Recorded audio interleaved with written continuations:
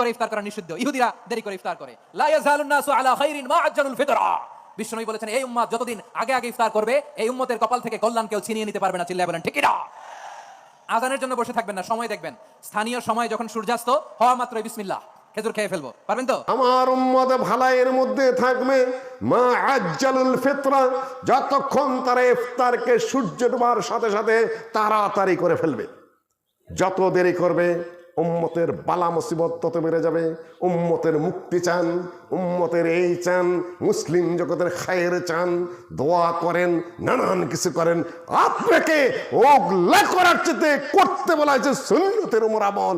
আল্লাহ নবী সূর্য ডোবার সাথে সাথে ইফতার করেছেন। অতটুকু সুন্নতের উপর যদি আপনি আমল করেন, তাহলে আপনার ভালাইয়ের জন্য, মঙ্গলের জন্য অন্য কিছু নিজের থেকে বানাইয়া করতে বলা হয় নাই। সুবহে সাদেকের আগে তুমি যথাযথভাবে তুমি সাহরি করবে। তাসাহারু ফাইন্না ফিস সাহুরে বারাকা, তোমরা সাহরি করো, সাহরির মধ্যে বারাকা আছে। যুবকেরা ভালোভাবে শোনো, তোমরা আগ রাতে শোয়ার সময় আম্মাকে, দাদিকে, বোনকে বলে শুয়ে পড়ো যে আমাকে কিন্তু শেষে ডাকবি না, আমি কিন্তু উঠতে পারবো না। রোজা রাখবো ঠিকই, কিন্তু শেষ রাতে ডাক দিবি না। না না না, তোমাকে বলা হয়েছে আল্লাহ নবীর পক্ষ থেকে তাসাহারু আল গাদাল মুবারক, বরকতময় খাদ্য হলো সাহরি। এই বরকতময় খাদ্য, এই সাহরি কেউ বাদ দিবেন না। সম্মানিত উপস্থিতি, এখান থেকে নিয়ে সূর্য ডোবা পর্যন্ত আল্লাহ নবী বলেছেন, মান লাম ইয়াদা কাওলা যুর ওয়াল আমাল বিহি ফালাইসা লিল্লাহি হাজাতুন ফি আন ইয়াদা তাআমাহু ওয়া শারাবাহু। যে ব্যক্তি বাজে কথা, গালিগালাজ, অন্যায় কথা, চিৎকার বাদ দিতে না পারল, তার জন্য এই না খেয়ে থাকার উপোস করার কোনো অর্থ নাই। সম্মানিত উপস্থিতি, সুন্নতের উপর কায়েম থেকে আপনি সিয়াম পালন করবেন। সূর্য ডুবে গেছে, এখন আপনি কেউ একটা আলোচনা ঢুকেছিল, আমি দূর থেকে শুনেছি, আমি কিন্তু ওয়াজ শুনেও মনে রাখার মনেও থাকে, আল্লাহর রহমতে এই আলোচনা একজনে করেছেন। তারপরেও আপনাকে খেয়াল করে দিয়ে যাচ্ছি, সূর্য ডুবে গেছে, এখন আপনি ইফতার করবেন না অপেক্ষা করবেন? কোনটা? আল্লাহ নবী বলেছেন, সহিহ হাদিস, সফরে আছেন আল্লাহ নবী, সাহাবীগণ সাথে আছেন।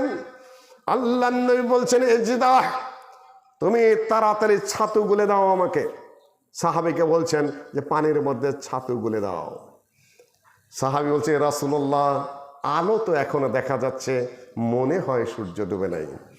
আল্লাহ নবী বললেন, ইজদাহ, তাড়াতাড়ি তুমি ছাতু গুলে দাও আমাকে, দেরি করো না। আল্লাহ নবী ইফতার করে ফেললেন। তারপরে বললেন, ইযা আকবালাল লাইলু মিন হাহুনা ওয়া আদবারান নাহারু মিন হাহুনা ফাকাদ গারাবাতিশ শামস ওয়া আফতারাস সাইম। শুনে রেখো, তোমরা নিজেরা কোনো আইন কানুন বের করো না। যখন রাত্রি পশ্চিম দিক থেকে এগিয়ে আসলো আর সূর্য পশ্চিম দিক থেকে ঢলে গেল আর অন্ধকার পূর্ব দিক থেকে চেপে আসলো, ফাকাদ গারাবাতিশ শামস, ওইটার নামই সূর্য ডোবা। সূর্য আসলে ডুবলো কি না ডুবলো, এটা দূরবীন দিয়ে অন্য কিছু পরীক্ষা করে তোমাকে দেখতে বলা হয় নাই। হ্যাঁ, আপনার এলাকায় ঘড়ি দ্বারা নির্ধারিত করা আছে, ঘড়ি ওই সূর্য ডোবার হিসাবে আপনাকে টাইম দেওয়া আছে যে এই সময় এই এলাকায় সূর্যটা আড়ালে চলে যায়। ঠিক সেই সময় আল্লাহ নবী বললেন, তখন তার ঘড়ি ছিল না, আবহাওয়া অফিস ছিল না, এখন আছে।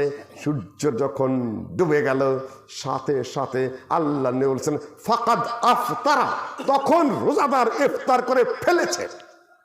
করবে তা না, পাস্ট টেন্স মাজির সিগা, তখন রোজাদার ইফতার করে ফেলেছে। আয়েশা রাদিয়াল্লাহু তাআলা আনহার কাছে এসে আমাদের উম্মুল মুমিনিন মাসরুক এবং তার এক সঙ্গে তাবে এসে বললেন, হে আমাদের মা, আমরা তো কুফা থেকে এসেছি। কুফায় আল্লাহ নবীর দুইজন সাহাবী আছেন, একজন হলেন আব্দুল্লাহ ইবনে মাসউদ, সিনিয়র সাহাবী, আর একজন হলেন আবু মুসা আল আশআরী। একজন ইফতার খুব সূর্য ডোবার সাথে সাথে করে ফেলেন, এবং সালাতে একটু আগে আগে পড়েন, আবার আরেকজন একটু দেরি করেন এবং ইফতার একটু পরে করেন। কে ভালো? আয়েশা রাদিয়াল্লাহু তাআলা আনহা বললেন, যে ব্যক্তি সূর্য ডোবার সাথে সাথে ইফতার করে ওইটাই আল্লাহ নবীর সুন্নাত। সম্মানিত উপস্থিতি, আল্লাহ নবী বলেছেন, লা তাজালু উম্মতি আলা খাইর। শব্দে আমার একটু তারতম্য হতেই পারে। আমার উম্মত ভালাইয়ের মধ্যে থাকবে মা আজ্জালুল ফিতরা, যতক্ষণ তারা ইফতারকে সূর্য ডোবার সাথে সাথে তাড়াতাড়ি করে ফেলবে। যত দেরি করবে উম্মতের বালা মুসিবত তত বেড়ে যাবে। উম্মতের মুক্তি চান, উম্মতের এই চান, মুসলিম জগতের খায়ের চান, দোয়া করেন, নানান কিছু করেন। আপনাকে ওগুলা করার চেয়ে করতে বলা হয়েছে সুন্নতের উপর আমল। আল্লাহ নবী সূর্য ডোবার সাথে সাথে ইফতার করেছেন, অতটুকু সুন্নতের উপর যদি আপনি আমল করেন তাহলে আপনার ভালাইয়ের জন্য, মঙ্গলের জন্য অন্য কিছু নিজের থেকে বানাইয়া করতে বলা হয়নি। ভাই, উম্মতের কল্যাণের জন্য দোয়া করেছেন। উম্মতের কল্যাণের জন্য তোমাকে সম্মিলিত মোনাজাত কে করতে বলেছে? উম্মতের কল্যাণের জন্য আল্লাহ নবী বলেছেন সূর্য ডুবে গেছে সাথে সাথে ইফতার করো। আর আপনি মাঠে ময়দানে জড়ো হয়ে বলছেন উম্মতের কল্যাণের জন্য দোয়া করছি। বেদাতের ওই দোয়া কবুল হয়? বেদাতের দোয়া কবুল হয়? তা আপনি বানায় বলতেছেন কেন এটা যে মুসলিম উম্মতের কল্যাণের জন্য দোয়া করছেন? দোয়া করবেন, রাত্রে তাহাজ্জুদ পয়রা পয়রা করেন, সম্মিলিতভাবে একত্র হয়ে। আপনাকে এই রশি পাকাইতে কে বলেছে? বেদাতির আমল কবুল হয় না। আপনার ভালো লাগে না? আপনি বুঝতে পারেন না শরীয়ত? সম্মানিত উপস্থিতি, সিয়াম পালন করবেন। যখন সূর্য ডুবে গেল সাথে সাথে আপনি ইফতার করবেন। আজান শোনার কোনোই প্রয়োজন নাই। আল্লামা উসাইমিন ফতোয়া দিয়েছেন, শেখ বিন বাজ ফতোয়া দিয়েছেন যে ইফতার করার জন্য আজান শোনার কোনো প্রয়োজন নাই। সূর্য ডুবে গেছে, আপনি স্বাধীন, আপনি এখন ইফতার করবেন। আজান হলো কি না হলো এজন্য কিছু যায়ও না, আসেও না। ভারতের আলিগড় বিশ্ববিদ্যালয়ে যখন পড়তাম তখন ওরা ইফতার কইরা তারপর আজান দেয় আলিগড়ে। অন্য দিন মাগরিবের আজান দেয় সূর্য ডোবার সাথে সাথে। আর ভারতে বহু প্রদেশে ইফতার করার পরে আজান দেয় নামাজ আসার জন্য। আগে আজান দেয় লাভ কি? এখন তার মুসলিমের মসজিদে আসবে না, কাজে ইফতার কইরা তারপরে আজান দেয়। আমি এটা সুন্নতের কথা বলছি না, আমি বলছি মানুষের অভ্যাসের কথা। আপনার কোনো প্রয়োজন নেই। আপনার সেহরির টাইম হয়ে গেছে, সাহারি রক্ত হয়ে গেছে, আপনি সাহারি করে ফেলবেন। খাওয়া পাত্রের মধ্যে আছে, আপনি পানি রয়ে গেছে। আল্লাহ নবী বলছেন যে আজান হলেও তোমার প্লেটের মধ্যে যা আছে, হাতের মধ্যে যে পানি আছে ওটা তুমি পান করে নাও, কোনো সমস্যা নাই, ওটা তুমি পান করে নিতে পারো। ভুলে যদি দিনের বেলায় কোনো কিছু খেয়ে ফেলেন, আল্লাহ নবী বলেছেন যে সিয়াম হয়ে যাবে, কোনো জটিলতা নেই। তোমরা এগুলা নিয়ে কোনো চিন্তাই করবেন না। আপনাদের কাছে আমি যা বলা শুরু করেছিলাম, বাদিরুল আমাল, আমল দ্রুত করে নাও। হে মা ও বোনেরা, গত বছরের সিয়াম যেগুলা কাজা ছিল, বাদেরও আপনাদের উচিত ছিল এই রমাদান আসার আগেই সেগুলা কাজা করে ফেলা। মা আয়েশা রাদিয়াল্লাহু তাআলা আনহা বলেন, আমার সিয়াম কাজা থাকতো। তিনি তো তরুণী ছিলেন, আল্লাহর 18 বছর বয়সে আল্লাহ নবীর ইন্তেকাল হয়েছে।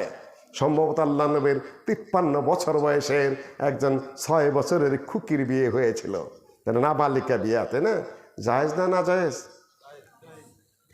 সময় আমরা উৎসাহিত করছি না, তবে না জায়েজের ফতোয়া দিতে যাবেন না। সমস্যা তো আছেই।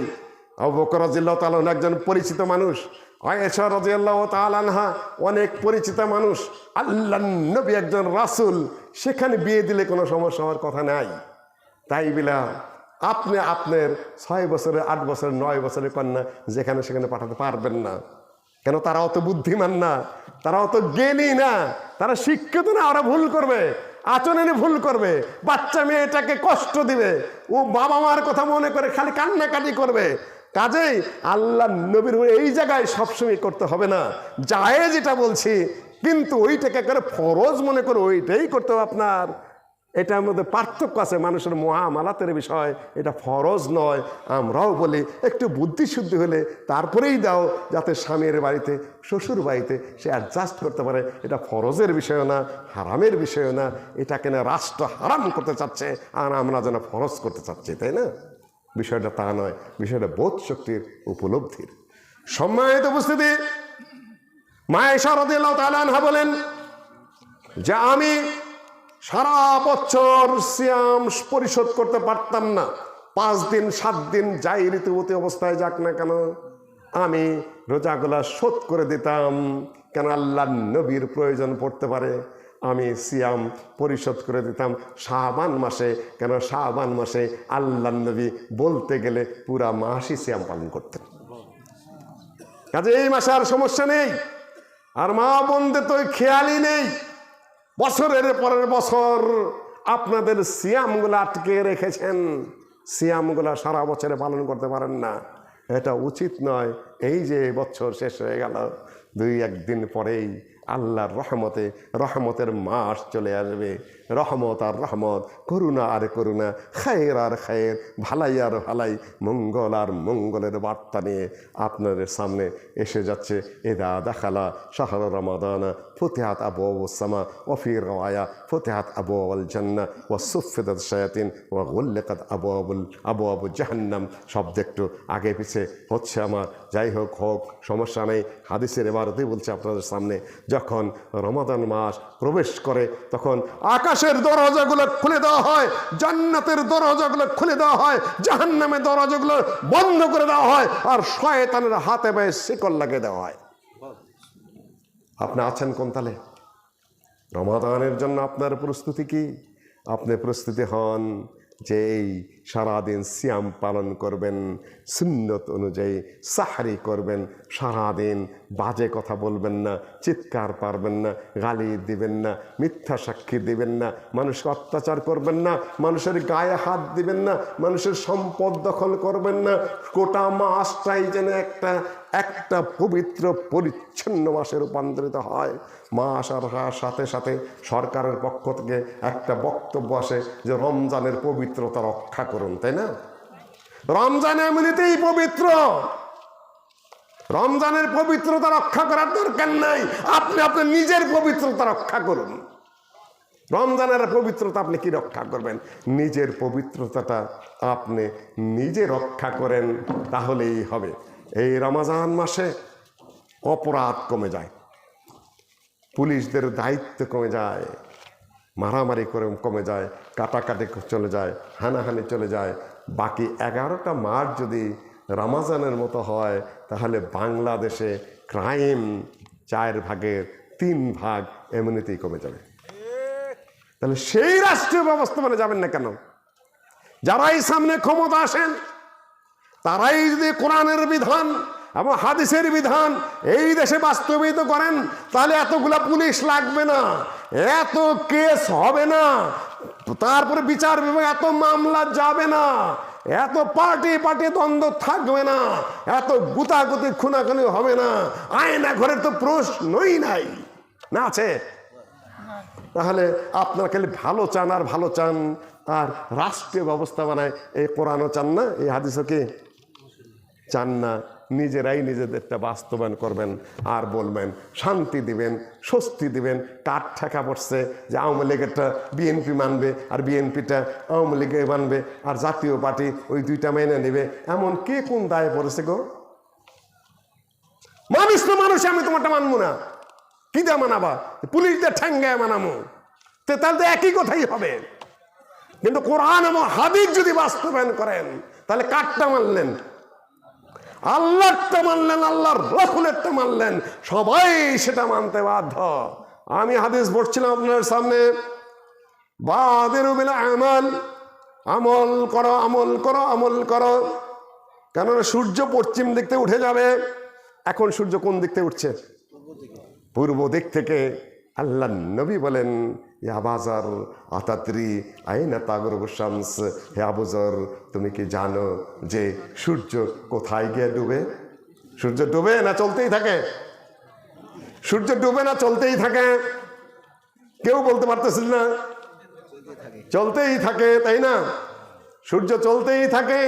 যে প্রতি সেকেন্ডে সেকেন্ড আল্লাহর কাছে অনুমতি চায়, আল্লাহ আমি আরো যাব কিনা, আমি উদয় হব কিনা, আমি সরব কিনা, প্রতি সেকেন্ডে সেকেন্ডে আল্লাহ অনুমতি দেন। আর সূর্য চলতে থাকে। ওয়াশ-শামসু তাজরি লিমুস্তাকাররিল লাহা, সূর্য তার নির্দিষ্ট সময় পর্যন্ত চলছে, তার গতিতে চলছে। এটা অনেকেই ভিন্ন ভিন্ন তাফসীর করেন, তবে এটাও একটা তাফসীর, সহি তাফসীর। চলছে চলছে চলছে, চলতে চলতে একদিন রাতে সূর্য অনুমতি চাবে, আল্লাহ অনুমতি দাও আমি লড়ি। আল্লাহ বলে স্টপ, থেমে যাও, লড়তে পারবে না। সূর্য লড়তে পারবে? সূর্য লড়ার ক্ষমতা আছে? ইব্রাহিম আলাইহিস সালামের আগুন, নমরুদ তাকে যে আগুনে ফেললো, আগুনের কাজ কি? পোড়ানো না? আগুনের কাজ পোড়ানো না? ইব্রাহিম আলাইহিস সালামকে পুড়তে পেরেছে? নিষেধ কার? আগুনের মধ্যে দাহিকা শক্তি, পোড়ানোর শক্তি আল্লাহ দিয়েছেন। কিন্তু আল্লাহ যখন বলে দিয়েছেন কুলনা ইয়া নার কুনি বারদা ওয়া সালামান আলা ইব্রাহিম, হে আগুন তুমি শীতল হয়ে যাও, ইব্রাহিমের জন্য শান্তিদাতা, ঠান্ডা হয়ে যাও। আগুনের বাবার সাধ্য আছে যে সেখানে তাপ দেয়? আল্লাহর নির্দেশ। সূর্যকে আল্লাহ নির্দেশ দিচ্ছেন, সূর্য স্টপ, ডন্ট মুভ, এখানে থেমে যাও, লড়তে পারবে না। সূর্য লড়তে পারবে? সূর্য থেমে গেল। সূর্য যদি থেমে যায় তখন দিন থাকবে না, রাত থাকবে? বুঝে কথা বলেন, ডানবাম কথা বলবেন না, একদম নীরব থাকেন। যারা যেখানে আছেন সেখানে থাকেন। সূর্য যখন থেমে গেল তখন কোন জায়গায় বাংলাদেশের আকাশে সূর্য থেমে গেল? এখন আপনাদের রাজশাহীর আকাশে 11:23, রাত চলছে এখন প্রায় মধ্যরাতের কাছাকাছি। আর আমেরিকায় এখন কোথায়, কখন, টাইম কত? আমেরিকায় দিনের কয়টা এখন বলতে পারবেন না কেউ? আমেরিকা এখন দিন 10টা। যখন 12টা বাজবে এখানে আমেরিকায় রাত 11টা, কমও বেশি। এক জায়গায় রাত, আরেক জায়গায় কি?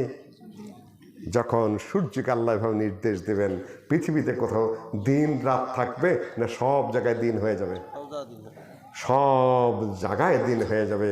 আমেরিকাতেও দিন, বাংলাদেশেও দিন, জাপানেও দিন, সুইজারল্যান্ডেও দিন, নিউজিল্যান্ডেও দিন হবে।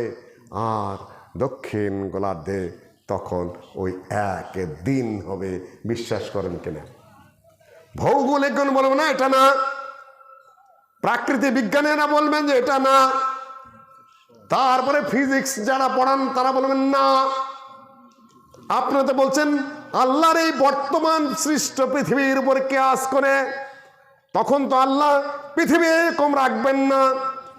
তখন সূর্যকে বলা হয় পশ্চিম দিক থেকে ওঠো, পশ্চিম দিক থেকে উঠবে, তারপরে স্টে করো, থেমে যাবে সূর্য।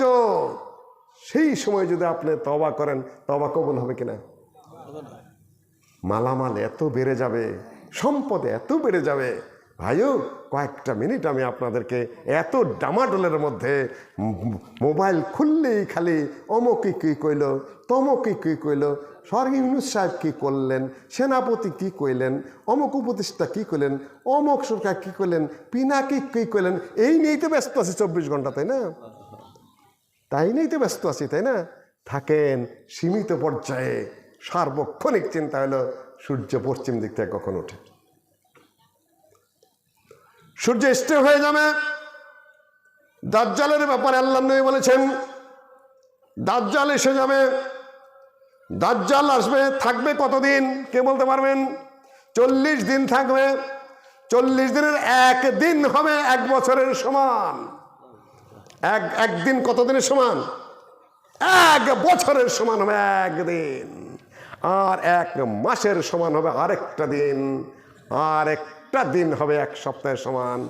বাকি দিনগুলো হবে বর্তমান যেভাবে আছে সেই সময়। আল্লাহ এখানে কি বুঝাইলেন? বুঝছেন কিছু আপনারা? খালি দাজ্জাল আইসা গেছে, দাজ্জালের দাড়ি জ্বালাইছে, দাজ্জালে বিয়া করছে, দাজ্জাল আসতেছে, আসল কথা তো বোঝেনি নাই, বোকার মতো চিৎকার করে চলেছেন। এখানে যখন আল্লাহর নবী বললেন দাজ্জাল আসবে, দাজ্জালের যে 40 দিন থাকা, তার একটা দিন হবে 1 বছরের সমান, সাহাবীগণ কি প্রশ্ন করলেন? সালাত কিভাবে আদায় করো? আপনি তো খালি কইতেছেন দাজ্জালের মেয়েরা ফেলাবে, রাষ্ট্র কায়েম হবে, এই হবে সেই হবে। সাহাবীগণের মাথায় ওই বুদ্ধি ছিল না? সাহাবীগণ ওগুলানে আগে কথা বলেন নাই। সাহাবীগণের কাছে প্রথম বিষয় হলো কি? সালাত। ইয়া রাসূলুল্লাহ, 1 বছরের যদি একটা দিন হয়, আমরা সালাত আদায় করবো কিভাবে? জোহরের সালাত কখন আদায় করব, আসরের সালাত কখন আদায় করব, মাগরিবের সালাত কিভাবে আদায় করব, এশার সালাত কিভাবে আদায় করব, ফজরের সালাত কিভাবে আদায় করব? আল্লাহ নবীর ফাকদুরু, তোমরা ধারণা করে করবে, অনুমান করে করবে। আল্লাহ অনুমানের একটা শক্তি দিয়ে দিবেন। সেই হিসাবে জোহরেরটা জোহরে, আসরেরটা আসরে, মাগরিবটা মাগরিবে তোমরা আদায় করে নেবে। আর যদি সকল দিন মিলে, ইমাম ইবনে কাসির হিসাব করে বলেছেন 1 বছর 2 মাস 15 দিন হবে। দাজ্জাল আসছে না আসে নাই? দাজ্জাল আসছে কি আসে নাই? কেউ জবাব দিচ্ছেন না। তার মাথা গুলানো হয়ে গেছে, তাই না? আহলে স্তর এখন আর ওই তালে নাই। খালি ফটকা বাজারা কি বলে ওইটাই তাদের বড় কথা। বেহুদা কথা, বাহুল্য কথা কানে তুলতে হবে না। এটা দিন, এটা শরীয়ত, এটা কোরআন, এটা হাদিস, এটা আপনি জ্ঞান দিয়ে বলতে হবে। বাহুল্য ফটকা বাজের জায়গা এটা নয়, বাজে কথার জায়গা নয়। আপনি যত মানুষই জড়ো করান না কেন, যত মানুষ জয়ধ্বনি করুক না কেন, যত আস্তিন ভাঙ্গে ফেলুক না কেন, মূর্খ তো মূর্খই, বেউকুফ তো বেউকুফি। যে কোরআন হাদিস জানে না সে জানে না, জাহেল তো জাহেলি। তাদের আমদানি যারা করে তারাও জাহেল, তারাও মূর্খ। সোজা কথা। কি ফাউল কথাবার্তা বলা শুরু করেছো তোমরা ভাই? বুঝে শুনে কথা বলো, কোরআন হাদিস জেনে বুঝে কথা বলো। দিন হবে 1 বছরের। আপনাদের এই বাংলাদেশে 1 বছরের একটা দিন গেছে কিনা? গেছে? এখনো 24 ঘন্টা একদিন। কথা বলেন না কেন? এখনো 24 ঘন্টা একদিন না? বাংলাদেশে 1 বছরে একটা দিন গেছে? যায় নাই, জানে গাধারা, ওই আহাম্মকরা, ওই শয়তান জাহেলেরা কিভাবে বলে যে দাজ্জাল এসেছে। সহিহ মুসলিমের হাদিস। আহলে হাদিসরা আবার এদের বক্তৃতা শুনে। ফাজলামের জায়গায় গেলা, শরীয়তের জায়গায় গেলা, দিনের কথাবার্তা। সম্মানিত উপস্থিতি, আমরা জোরে জোরে আওয়াজ করছি এই জন্য যে আহলে হাদিসরা যখন এই সকল ফাউল বক্তাদের ওখানে যে ভিড় করে, তুমি 10 জন থাকো, 20 জন থাকো, 25 জন থাকো, কিন্তু ফাউল কথা বলার এবং শোনার কোনো অর্থ নাই। সম্মানিত উপস্থিতি, এই পরিস্থিতি হবে, পৃথিবী ধন সম্পদে ভরে যাবে। আজকে আপনাদের কাছে পয়সা চাওয়া হচ্ছে, তখন এমন পরিস্থিতির সৃষ্টি হবে যে আপনার কাছে মাল নিয়ে আসবে, সভাপতি সাহেবের কাছে আসবে, হুজুরের কাছে আসবে, টাকা দেই, নিবেন। তখন সভাপতি সাহেব কি বলবে? আজকে আর প্রয়োজন নাই, কালকা দিলেও নিতাম। আপনি কি করবেন মাল দিয়ে? এই দুনিয়ার পরিস্থিতি এইদিকে যাচ্ছে। আপনি তো খালি বলছেন অভাব অভাব, খাওয়া খাওয়া, এই হয় না সেই হয় না, এটাও মিথ্যা কথা। আল্লাহ এত বরকত দিচ্ছেন, এত ধান দিচ্ছেন, এত চাল দিচ্ছেন, এত পশু দিচ্ছেন, এত মাছ দিচ্ছেন। এই বাংলাদেশ এখন ভরে যাচ্ছে, আরো ভরে যাবে। আল্লাহ নবী বলেন ইন্নী লা আখশা আলাইকুল ফাকর ওয়ালাকিন আখশা আন তাতাসাল্লাতা আলাইকুমুদ দুনিয়া। ফকির হবে, গরিব হবে, একেবারে খাওয়া পাবে না, এ পরিস্থিতি ঘটবে না। পৃথিবী ভরে যাবে মালে, ধনে, সম্পদে, দেওয়ার জায়গা পাবা না। এইটা হলো ফিতনা। অভাবের ফিতনা নাই, কৃত্রিম অভাব। তখন এনারা বলবেন, গরিব বলবে, ফকিরে বলবে, কালকে যদি দিতে হাদিস সোহেল বুখারীর তাহলে নিতে পারতাম, আজকে লা হাজা লা আরাবা, আজকে আর আমার কোনোই প্রয়োজন নাই। সম্মানিত উপস্থিতি, এক ভরি স্বর্ণের দাম কত এখন? এক ভরি স্বর্ণের দাম কত? 1.25 লক্ষ থেকে 1.5 লক্ষ টাকা, তাই না? নিম্ন মধ্যবিত্তে যে একটু শখ করে মেয়েরা সামান্য কিছু দেবে, ওটা দিতে হয়। আপনারা যতই ওয়াজ করেন না কেন, বা মেয়েটা তো নিজের, তাই না? তাতে তো কিছু দিতে ইচ্ছা করে। শরীয়তে নিষেধ নাই, এমন ভাবে ওয়াজ করি যেন ওটা আমার মেয়েই না। বাপের আত্মা, মায়ের আত্মা, মেয়েটা চলে যাবে। আল্লাহর নবী যা পেরেছেন দিয়ে দিয়েছেন। একটা বালিশ দিয়ে দিয়েছেন আল্লাহর নবী, চামড়া একটা মস্ক দিয়ে দিয়েছেন পানির জন্য, একটা জাতা যাতে সেটা ঘুরে গম পিষতে পারে। আল্লাহর নবীর যা জুটেছে আল্লাহর নবী মেয়েকে দিয়ে দিয়েছেন। যৌতুক দেন নাই, কেউ চায়ও নাই। মেয়েটা বিয়ে দেবেন, অন্যের বাতে চলে যাবে, আপনার কলিজার টুকরো অন্যের বাতে যাচ্ছে, এটা আপনার নিজেরই বিষয় বিবেচনা, জায়েজ না জায়েজের প্রসঙ্গ না। এখন যে আপনি মেয়েকে কিছু দিবেন, নিম্ন মধ্যবিত্তের সাধ্য আছে, সেদিন বেশি দূরে নয়, কাল কিংবা পরশু, আগামী সপ্তাহে আপনি যখন লাঙ্গল নিয়ে খেতে যাবেন, লাঙ্গলের আগায় আগায় কি বেরিয়ে আসবে? লাঙ্গলের ফালের আগায় আগায় খালি স্বর্ণ আর স্বর্ণ। এই যে খুঁটি গাঁটছেন না, খুন্তি দেয় গাঁতি দিবেন, দেখবেন নিচে থেকে খালি স্বর্ণ বেরিয়ে আসছে। এই স্বর্ণ আপনি করবেন নাকি? কিছুই না। বলুন যে হাই হাই রে, ওইরকম ধনী হয়ে যেতে পারতাম। ধনী হয়ে কি করবেন? চাহিদা থাকলে না ধনী। আপনার স্বর্ণ যদি কেউ না নেয়, ওটার কোনো দাম আছে? দাম আছে কেন? ওটা কেউ নেয় তাই, না হলে তো ওটার কোনো মূল্যই নাই। এমন ধনী হয়ে যাবেন সবাই। অপেক্ষা করুন।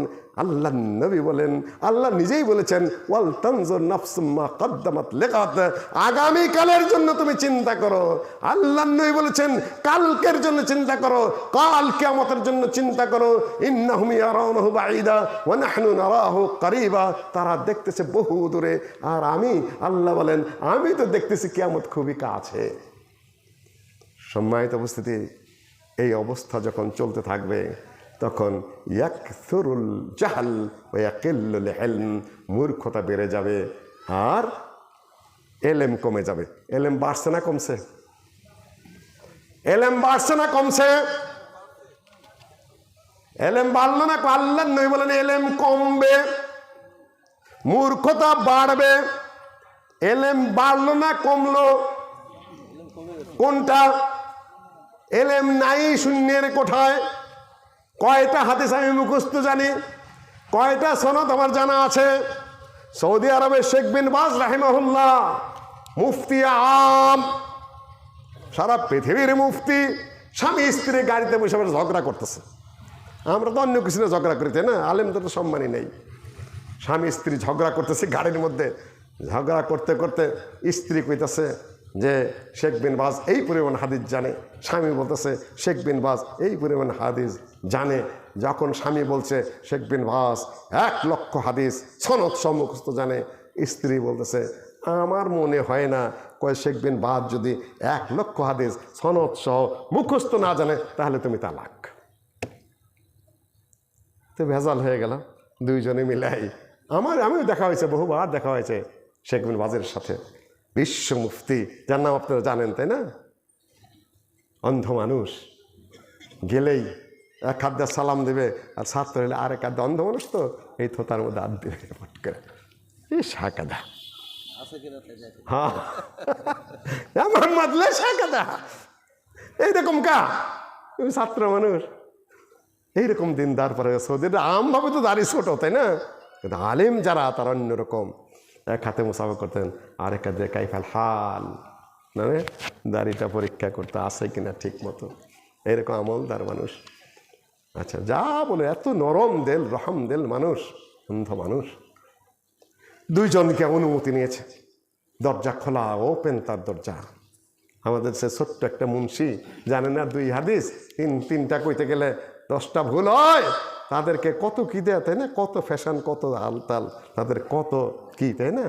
শেখ বিন বাজ রাহিমাহুল্লাহ যাকে বাদশা ফাহদ পর্যন্ত বাচ্চারা বাবা করে বলছে, আমি সামনে দেখেছি, হাদা ওয়ালিদুনা, বাচ্চা ফাহদ নিজে বলেছেন ইনি আমার বাবা, আমি নিজে দেখেছি, নিজে বলতে শুনেছি। তার সামনে সাধারণভাবে ঘুরতেন, অনুমতি নিয়ে গেছে।